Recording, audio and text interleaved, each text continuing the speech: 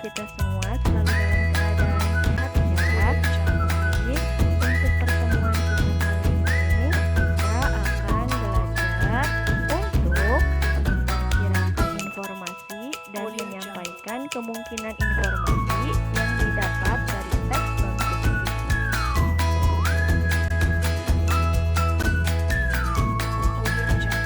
Tujuan pembelajarannya yang pertama, teman-teman diharapkan mampu memperkirakan informasi dari teks non-fiksi berdasarkan judulnya saja. Kemudian, yang kedua, teman-teman diharapkan mampu menyampaikan kemungkinan informasi berdasarkan judul.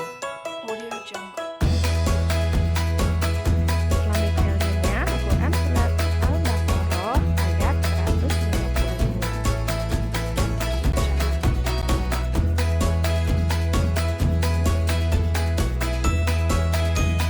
Apa itu teks non-fiksi? Teks non-fiksi yaitu karangan yang dibuat berdasarkan kenyataan atau fakta, realita, atau hal-hal yang benar-benar dan terjadi dalam kehidupan nyata.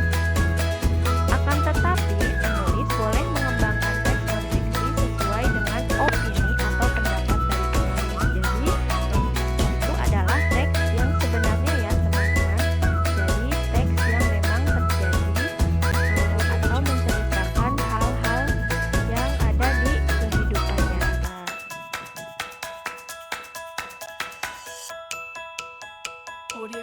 Selanjutnya ada contoh teks non-fiksi.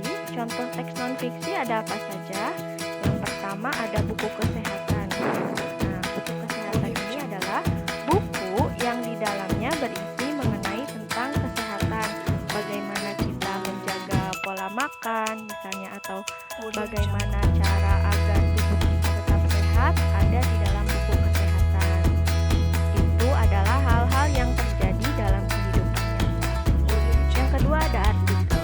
Nah, artikel ini adalah karangan tulisan yang membahas kehidupan sehari-hari. Artikel biasanya ada di majalah atau di website ya. Di dalamnya itu misalnya berisi tips-tips atau cara membuat makanan dan lain-lain. Selanjutnya ada esai. Esai adalah karangan yang membahas tentang suatu masalah.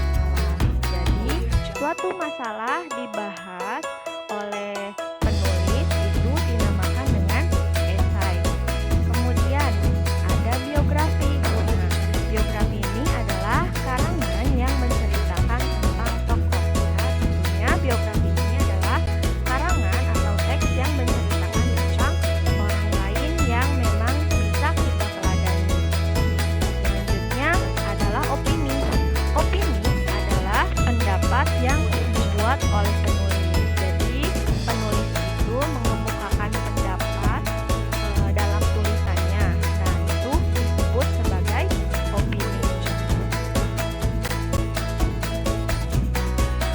Selanjutnya, kita belajar untuk memperkirakan informasi berdasarkan judul. Contoh, judulnya adalah pola hidup sehat. Nah, dari pertama kita membaca judul, hanya judulnya saja, kita bisa memperkirakan informasi.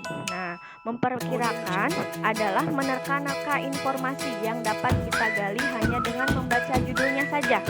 Nah, judulnya adalah pola hidup sehat. Maka perkiraan kita dan kita menerka-nerka dari judul tersebut berisi yaitu pola hidup sehat merupakan usaha yang dilakukan setiap orang agar tubuhnya selalu sehat. Ini adalah definisi dari pola hidup sehat. Kemudian ada tata caranya agar menjaga tubuh tetap sehat. Nah, di sini cara agar menjaga tubuh tetap sehat yaitu yang pertama, makan makanan yang bergizi. Yang kedua, istirahat yang cukup. Dan yang ketiga adalah berolahraga. Nah, manfaat dari pola hidup sehat adalah tubuh menjadi lebih bugar dan tidak mudah sakit.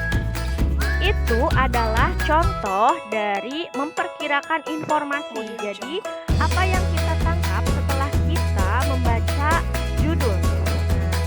Dari kita membaca judul, kita bisa memperkirakan bahwa dari judul tersebut akan berisi informasi tentang hal berikut. Seperti itu.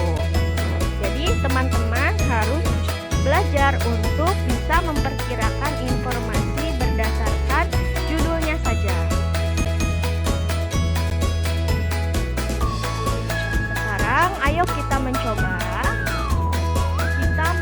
untuk memperkirakan judul. Yang pertama, teman-teman harus siapkan buku tugas dan alat tulisnya. Yang kedua, perhatikan judul di bawah ini. Yang pertama, manfaat olahraga bagi tubuh. Yang kedua, manfaat mengonsumsi buah dan sayur. Nah, kemudian teman-teman buatlah perkiraan informasi sesuai judul di atas. Tadi sudah Ustazah contohkan untuk memperkirakan judul seperti apa. Jadi di dalamnya bisa berisi definisi, kemudian manfaat-manfaatnya dituliskan di dalam buku tugas teman-teman. Silakan untuk dikerjakan. Ya. Alhamdulillah kita sudah selesai. Jadi materi kali ini cukup singkat, yaitu hanya memperkirakan informasi berdasarkan judulnya saja. Semoga teman-teman bisa memahami video ini. Ya. Jangan lupa teman-teman untuk ikut pembelajaran melalui Zoom. Kenapa? Karena melalui Zoom itu Ustazah akan menjelaskan lebih detail lagi. Kemudian tugas yang tadi Ustazah juga akan bahas di dalam Zoom. Jadi tetap ikuti pembelajaran melalui Zoom. Terima kasih untuk perhatiannya dan sudah menyimak video dari